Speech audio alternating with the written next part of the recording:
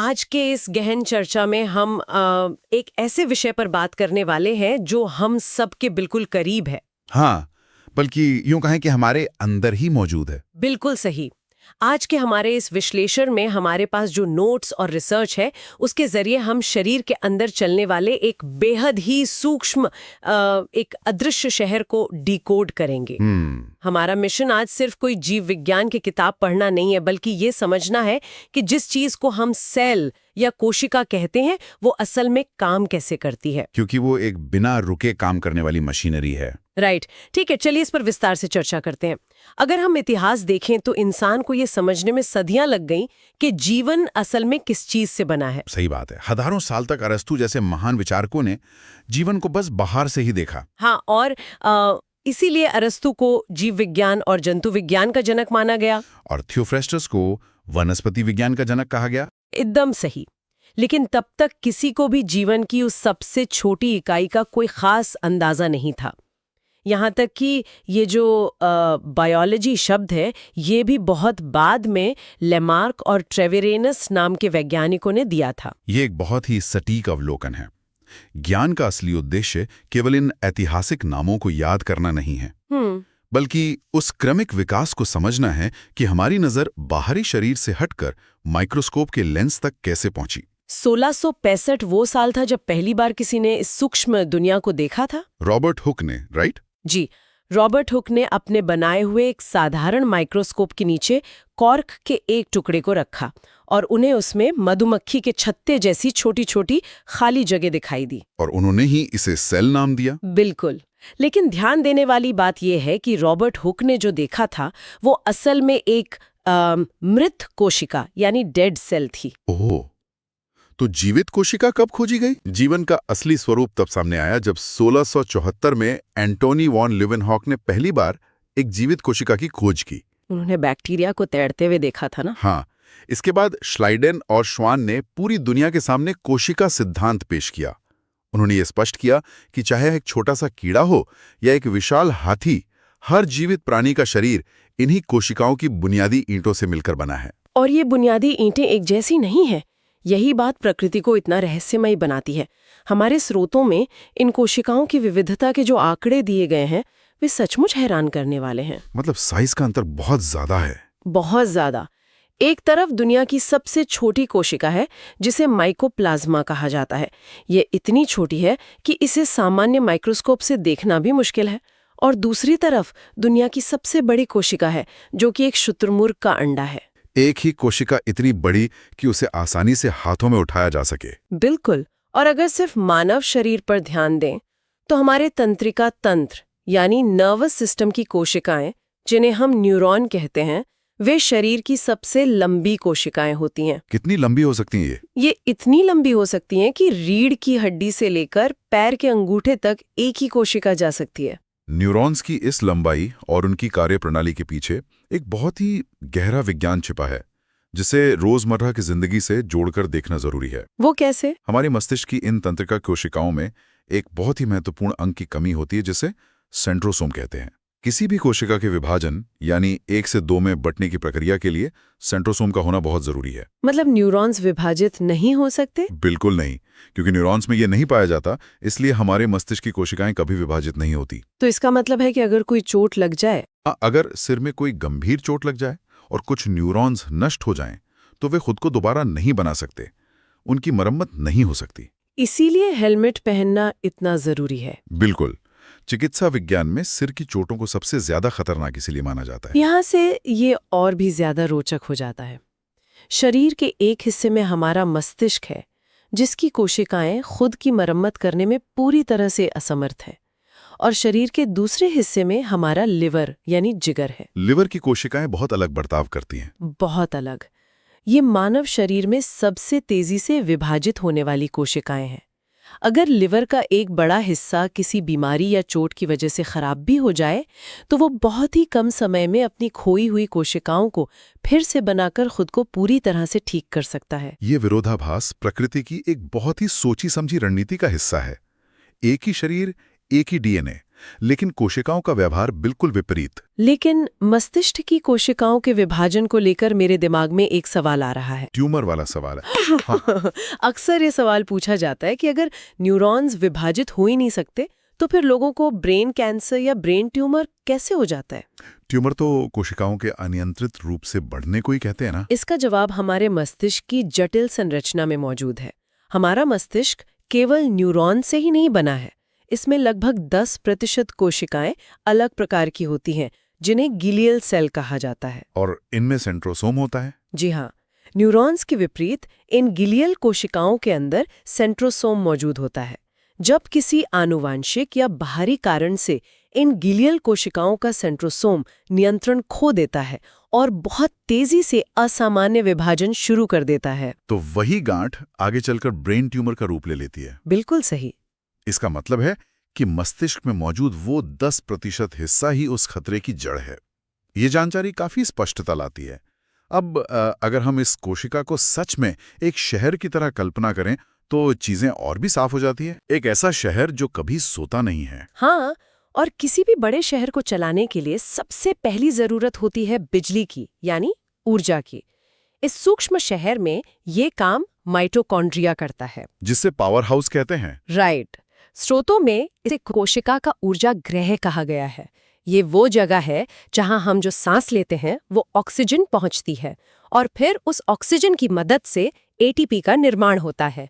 यह एटीपी ही वो ऊर्जा है जो शरीर के हर छोटे बड़े काम को संभव बनाती है। यहाँ जो बात सबसे ज्यादा दिलचस्प है वो ये है कि माइटोकॉन्ड्रिया की कार्यप्रणाली किसी आम कारखाने जैसी नहीं है। मतलब ये शहर के अंदर एक पूरी तरह से स्वायत्त और स्वतंत्र इकाई की तरह काम करता है। आमतौर पर कोशिका के सभी फैसले उसके मुख्य केंद्रक यानी न्यूक्लियस द्वारा लिए जाते हैं। हाँ, वो तो कंट्रोल रूम होता है। लेकिन माइटोकॉन्ड्रिया के पास अपना खुद का डीएनए होता है और अपना खुद का राइबोसोम भी होता है। अरे वाह! इसका मतलब है कि ऊर्जा बनाने वाले इस कारखाने को हर छोटे बड़े काम के लिए कोशिका के मालिक से पूछने की जरूरत नहीं है। अगर इसे किसी खास प्रोटीन की जरूरत है तो ये अपने ही डीएनए के ब्लूप्रिंट का इस्तेमाल करके उसे खुद बना सकता है। ये तो एक आत्मनिर्भर पावर प्लांट हो गया जो जरूरत पड़ने पर अपनी मरम्मत भी कर सकता है। बिल्कुल। अगर हम इस शहर वाले रूपक को थोड़ा और आगे ले जाएं, तो ऊर्जा के बाद बात आती है मैन्युफैक्चरिंग यानी निर्माण की, और परिवहन की भी। हाँ, इस शहर में एक बहुत बड़ा इंडस्ट्रियल जोन है जिसे एंडोप्लाज्मिक रेटिक्यूलम या ईआर कहते हैं। ये मुख्य रूप से 2 हिस्सों में बटा होता है। एक हिस्सा बिल्कुल चिकना होता है जिसे स्मूथ ईआर कहते हैं, जो वसा बनाता है। हाँ, ये वसा यानी लिपिड बनाने का काम करता है। इसे हम तेल का कारखाना मान सकते हैं। और जो दूसरा हिस्सा है वो खुरदरा होता है जिसे रफ ईआर कहते हैं। वो खुरदरा इसलिए होता है क्योंकि उसकी सतह पर अनगिनत छोटे छोटे कण चिपके होते हैं। ये कण ही असल में प्रोटीन बनाने वाले कारखाने हैं। उन खुरदरे कणों को राइबोसोम कहा जाता है और इनकी खोज पैलेड नाम के वैज्ञानिक ने की थी। राइबोसोम असल में इस पूरे सूक्ष्म शहर की प्रोटीन फैक्ट्री है। हमारे स्रोतों में इसके 2 प्रकारों का जिक्र है। हाँ, जो विकास के नजरिए से बहुत महत्वपूर्ण है। एक होता है 70S राइबोसोम। यहाँ जो S है वो उसके आकार और घनत्व को मापने की एक इकाई है। ये 70S आकार में थोड़ा हल्का होता है और ये मुख्य रूप से प्रोकार्योटिक कोशिकाओं में पाया जाता है। जरा रुकिए, हमारे श्रोताओं की सुविधा के लिए यहाँ ये स्पष्ट करना सही रहेगा कि प्रोकैरियोटिक का मतलब उन शुरुआती बहुत ही साधारण कोशिकाओं से है जिनमें एक उचित और सुरक्षित केंद्रक नहीं होता। सही? बिल्कुल सही। प्रोकैरियोटिक कोशिकाएं जैसे कि बैक्टीरिया जो बहुत ही सरल संरचना वाले होते हैं, उनमें यह हल्का 70S राइबोसोम पाया जाता है। और दूसरा प्रकार? दूसरी तरफ 80S राइबोसोम होता है जो थोड़ा भारी और ज्यादा जटिल होता है। ये मानव, जंतुओं और पौधों जैसी विकसित कोशिकाओं में पाया जाता है जिन्हें यूकैरियोटिक कोशिकाएं कहते हैं। समझ गई।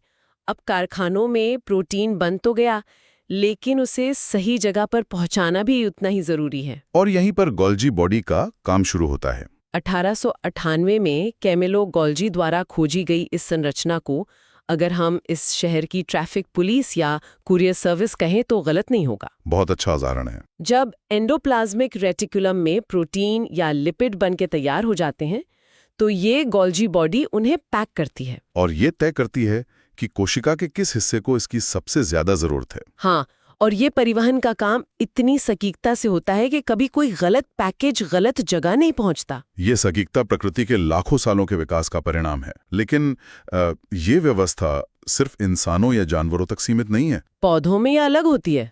अगर हम पादप कोशिकाओं यानी पौधों की कोशिकाओं की तरफ देखें तो उनकी बनावट और ज़रूरतें बिल्कुल अलग होती हैं। जंतु तो अपनी ज़रूरतों के लिए चलकर एक जगह से दूसरी जगह जा सकते हैं, लेकिन एक पेड़ को तो अपनी पूरी जिंदगी एक ही जगह खड़े होकर बितानी होती है। बिल्कुल, उसे भीषण गर्मी, सूखा और बारिश सब कुछ वहीं सहना है। इसलिए पादप कोशिकाओं के अंदर का जो सबसे बड़ा हिस्सा है वो रसधानी या वैक्यूल का होता है। ये कोशिका के अंदर एक बहुत बड़े पानी के टैंक की तरह है ना? हाँ, जो कोशिका का लगभग 50 से 90% हिस्सा घेर लेता है। ये बुरे वक्त के लिए पानी और अन्य जरूरी पदार्थों को जमा करके रखता है। और पौधों में कुछ और भी खास अंग होते हैं? जी, पौधों में कुछ खास अंग पाए जाते हैं जिन्हें लवक या प्लास्टिड्स कहते हैं, जो जंतु कोशिकाओं में बिल्कुल नहीं होते। प्लास्टिड्स का नाम आते ही प्रकृति में फैले सारे रंग आंखों के सामने आ जाते हैं। पादप कोशिका में 3 मुख्य तरह के प्लास्टिड्स होते हैं। सबसे पहला क्लोरोप्लास्ट है, जो हरा होता है और जिसका मुख्य काम धूप की मदद से खाना बनाना यानी प्रकाश संश्लेषण करना है। इसे पौधे का रसोई घर भी कहा जा सकता है। दूसरा है ल्यूकोप्लास्ट, जो रंगहीन या सफेद होता है। इसका काम सिर्फ उस बने हुए भोजन को सुरक्षित रखना है जो अक्सर जड़ों में पाया जाता है। और तीसरा सबसे आकर्षक है क्रोमोप्लास्ट, जो पौधों को उनके सुंदर और चटक रंग देता है। स्रोतों में कुछ बहुत ही दिलचस्प उदाहरण दिए गए हैं, जैसे गाजर का जो गहरा नारंगी रंग होता है वो कैरोटीन नाम के क्रोमोप्लास्ट की वजह से होता है। और टमाटर का जो चमकदार लाल रंग होता है वो लाइकोपीन के कारण होता है। बिल्कुल। जहां पौधों की कोशिकाओं का पूरा जोर भोजन बनाने और उसे लंबे समय तक सुरक्षित रखने पर होता है, वहीं जंतु कोशिकाओं में एक अलग तरह की चुनौती होती है, साफ सफाई की चुनौती। हाँ, जंतु कोशिकाओं में साफ सफाई और कचरा प्रबंधन का एक बहुत ही सख्त सिस्टम मौजूद है। इसे लाइसोसोम कहते हैं। ये काम कैसे करता है? लाइसोसोम एक छोटी सी थैली होती है जिसके अंदर बहुत ही शक्तिशाली जल अपघटक एंजाइम भरे होते हैं। जब भी कोशिका के अंदर कोई बाहरी तत्व जैसे कोई बैक्टीरिया या वायरस प्रवेश कर जाता है या फिर कोशिका का अपना ही कोई अंग पुराना होकर काम करना बंद कर देता है, तो लाइसोसोम अपने एंजाइम छोड़कर उसे पूरी तरह से पचा लेता है। ये तो कोशिका के अंदर का एक अत्यंत कुशल सफाई कर्मचारी है। बिल्कुल। सफाई कर्मचारी तक तो ठीक है, लेकिन लाइसोसोम का जो दूसरा नाम स्रोतों में बताया गया है वो थोड़ा डरावना लगता है। इसे आत्मघाती थैली या कोशिका का एटम बम भी कहा जाता है। नाम तो खतरनाक है। ये सोचना थोड़ा अजीब लगता है कि हमारे शरीर की हर एक कोशिका के अंदर एक छोटा सा एटम बम रखा हुआ है जो कभी भी फट सकता है। अगर हम इसे व्यापक परिप्रेक्ष्य से जोड़कर देखें तो ये तथाकथित एटम बम असल में पूरे शरीर का जीवन बचाने का एक बहुत ही उन्नत तरीका है। वो कैसे? गई है या क्षतिग्रस्त हो गई है, अगर वो कोशिका जीवित रही तो वो संक्रमण पूरे शरीर में फैल सकता है। हाँ, वो तो है। ऐसी आपातकालीन स्थिति में लाइसोसोम खुद की थैली को फाड़ लेता है। उसके अंदर के सारे शक्तिशाली एंजाइम बाहर निकल आते हैं और अपनी ही पूरी कोशिका को नष्ट कर देते हैं। ओहो! ये एक अकेली कोशिका का ऐसा बलिदान है जो बाकी के करोड़ों कोशिकाओं को सुरक्षित रखता है। ये तो बहुत ही अद्भुत है। लेकिन जीव विज्ञान में हमेशा कुछ अपवाद होते हैं। हमारे रक्त में जो लाल रक्त कोशिकाएं होती हैं, जिन्हें आरबीसी कहते हैं, जो पूरे शरीर में ऑक्सीजन ले जाती हैं, उनके अंदर ये लाइसोसोम नहीं पाया जाता। ये एक बहुत बड़ी पहेली लगती है। मतलब अगर लाल रक्त कोशिकाओं के पास अपना कोई सफाई कर्मचारी नहीं है और उनमें ये आत्मघाती थैली भी नहीं है, तो जब वे कोशिकाएं पुरानी हो जाती हैं या अपना जीवन काल पूरा कर लेती हैं, तो उनका कचरा शरीर से कैसे बाहर निकलता है? उन्हें कौन साफ करता है? यहीं पर शरीर की एक और बेहतरीन व्यवस्था काम आती है। अच्छा। क्योंकि लाल रक्त कोशिकाओं में अपना लाइसोसोम नहीं है, इसलिए जब उनका जीवन काल पूरा हो जाता है तो वे रक्त के साथ बहते हुए हमारे पेट के पास मौजूद एक अंग में चली जाती हैं, जिसे तिल्ली या प्लीहा कहते हैं। अंग्रेजी में इसे स्प्लीन कहते हैं। तो ये स्प्लीन क्या करता है? तिल्ली एक बड़े फिल्टर की तरह काम करती है। वो इन मृत लाल रक्त कोशिकाओं को रक्त से अलग करती है और वहीं नष्ट कर देती है। यही मुख्य कारण है कि तिल्ली को आरबीसी की कब्र या आरबीसी का कब्रिस्तान कहा जाता है। एक शहर में कारखाने हैं, पावर प्लांट है, पुलिस है और कचरा प्रबंधन भी है। लेकिन इन सब को एक साथ मिलकर काम करने का निर्देश कौन देता है? Control room. हाँ, अब हम इस सूक्ष्म शहर के मुख्य नियंत्रण कक्ष की ओर बढ़ते हैं, कोशिका का केंद्रक या न्यूक्लियस। जिसकी खोज रॉबर्ट ब्राउन ने की थी। जी, इसे कोशिका का दिमाग भी कहा जाता है, क्योंकि कोशिका के अंदर क्या होगा, कब होगा और कैसे होगा, ये सब न्यूक्लियस ही तय करता है। और इसी सुरक्षित नियंत्रण कक्ष के अंदर छुपे होते हैं हमारे क्रोमोसोम या गुणसूत्र। ये क्रोमोसोम एक तरह की तिजोरी हैं जिनमें जीवन का सारा कोड, हमारा पूरा ब्लूप्रिंट लिखा होता है। यह कोड ही तय करता है कि कोई जीव कैसा दिखेगा, उसका व्यवहार कैसा होगा और वो किस प्रजाति का होगा। ये जानकारी हमेशा पीढ़ियों में आगे बढ़ती है, इसलिए क्रोमोसोम हमेशा जोड़े में काम करते हैं। बिल्कुल। लेकिन क्रोमोसोम की संख्या को लेकर जो आंकड़े दिए गए हैं, वे कई पुरानी धारणाओं को तोड़ देते हैं। हाँ, लोग सोचते हैं कि जीव जितना बड़ा उतने ज्यादा क्रोमोसोम। हम अक्सर सोचते हैं कि जो जीव जितना जटिल होगा, उसमें क्रोमोसोम की संख्या उतनी ही ज्यादा होगी, लेकिन ऐसा नहीं है। मच्छर का ही उदाहरण ले लीजिए। एक साधारण से मच्छर में केवल 6 क्रोमोसोम होते हैं। हम इंसानों में 46 क्रोमोसोम होते हैं, यानी 23 जोड़े।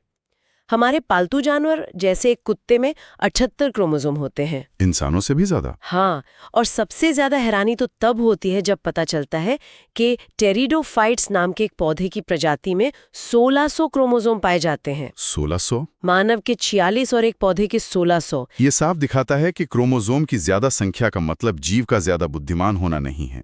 ये सिर्फ जानकारी का एक अलग स्तर का संचय है, शायद विकास के क्रम में बची हुई पुरानी जानकारी का भंडार। बिल्कुल, संख्या से ज्यादा महत्वपूर्ण वो संरचना है जिससे ये क्रोमोसोम बने हैं।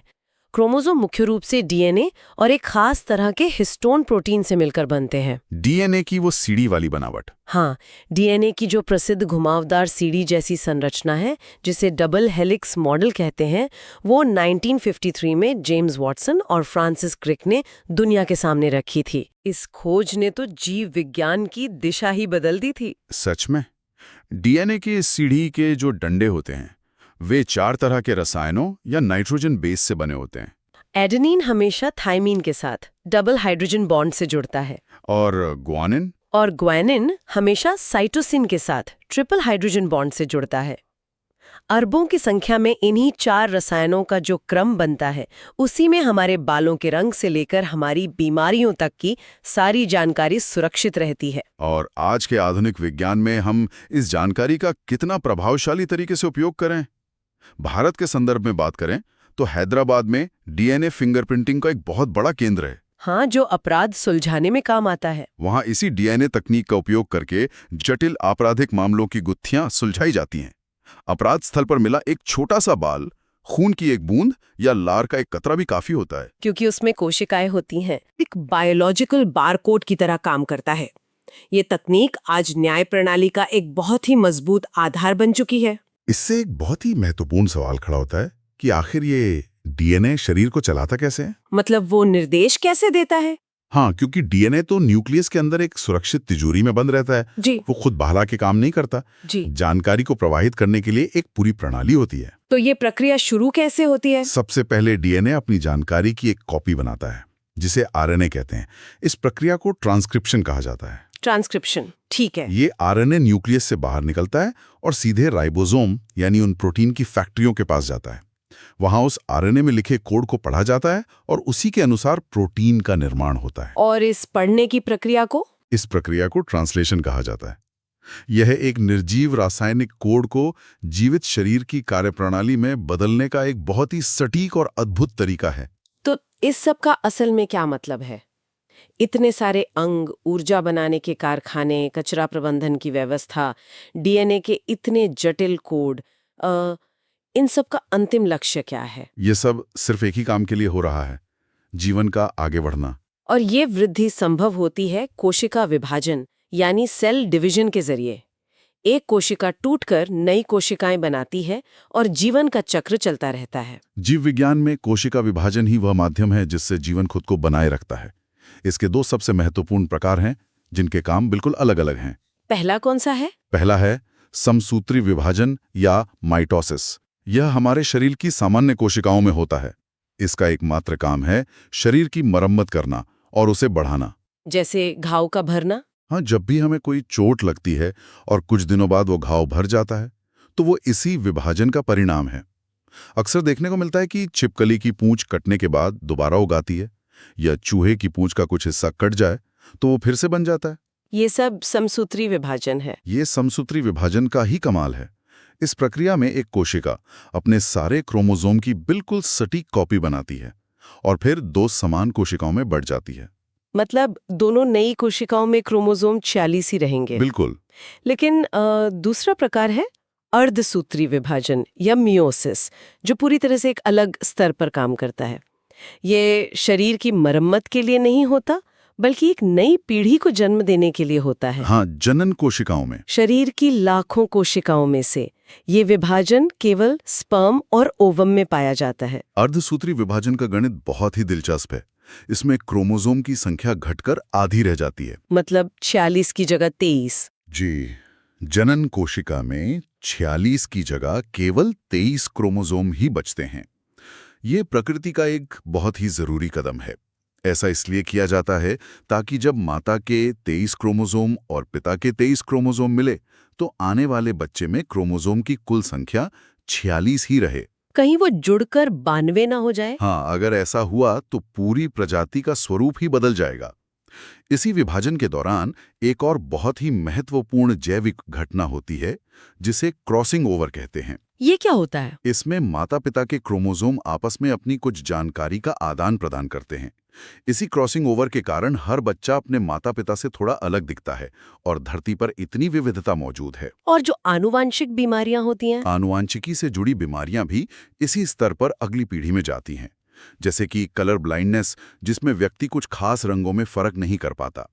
ये बीमारी एक्स क्रोमोसोम पर मौजूद एक दोषपूर्ण जीन के कारण होती है और पीढ़ी दर पीढ़ी आगे बढ़ती रहती है। इस पूरी विस्तृत चर्चा से ये बात स्पष्ट हो जाती है कि हमारे शरीर की एक नन्ही सी माइक्रोस्कोपिक कोशिका के अंदर पूरा का पूरा एक ब्रह्मांड बसा हुआ है। बिल्कुल। हमने देखा कि कैसे राइबोसोम के कारखानों में दिन रात काम चल रहा है, माइटोकॉन्ड्रिया के पावर प्लांट लगातार ऊर्जा पैदा कर रहे हैं, गोल्जी बॉडी ट्रैफिक पुलिस की तरह व्यवस्था संभाल रही है, और लाइसोसोम जैसा आत्मघाती दस्ता पूरे शरीर को बचाने के लिए खुद को कुर्बान करने के लिए तैयार बैठा है। सब कुछ एक तालमेल में है। और इस सब के बीच केंद्रक के अंदर सुरक्षित बैठा डीएनए उस पूरे ब्लूप्रिंट को संभाले हुए है, जो न जाने कितनी पीढ़ियों से चला आ रहा है।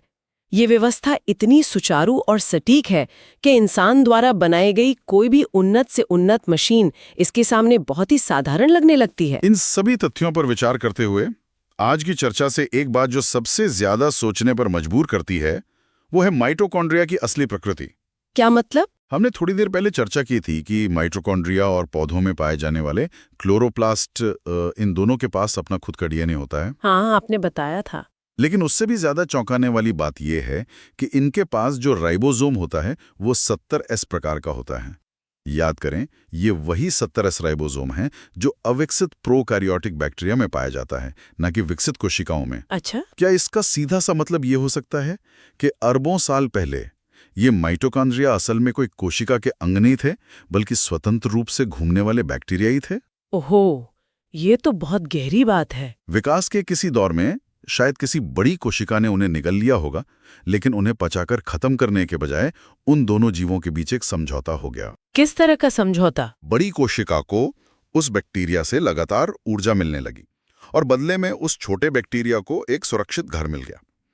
आज हम जो कुछ भी हैं, हमारी सोचने समझने की जो भी क्षमता है, हमारा पूरा अस्तित्व, वो शायद अरबों साल पहले दो प्राचीन सूक्ष्म जीवों के बीच हुए इसी अलिखित समझौते का नतीजा है। ये एक ऐसा विचार है जिस पर हमारे सुनने वालों को जरूर गहराई से गौर करना चाहिए। ये सच में जीव विज्ञान को देखने का एक बिल्कुल नया और गहरा नजरिया देता है। ये एहसास कि हम केवल एक अकेले जीव नहीं है, बल्कि अरबों साल के सहयोग और सूक्ष्म स्तर पर हुए समझौतों का एक जीता जागता परिणाम है। इन स्रोतों के इस विस्तृत विश्लेषण ने आज शरीर की कार्यप्रणाली और जीवन के विकास के कई अनसुलझे रहस्य हमारे सामने खोले हैं। उम्मीद है कि इस चर्चा से मिली जानकारियां श्रोताओं की जिज्ञासा को और अधिक बढ़ाएंगी और उन्हें इस अदृश्य शहर के विज्ञान को और गहराई से खोजना चाहने के लिए प्रेरित करेंगी। यह गहन चर्चा यहीं संपूर्ण होती है, लेकिन ज्ञान और खोज की यह यात्रा निरंतर चलती रहेगी।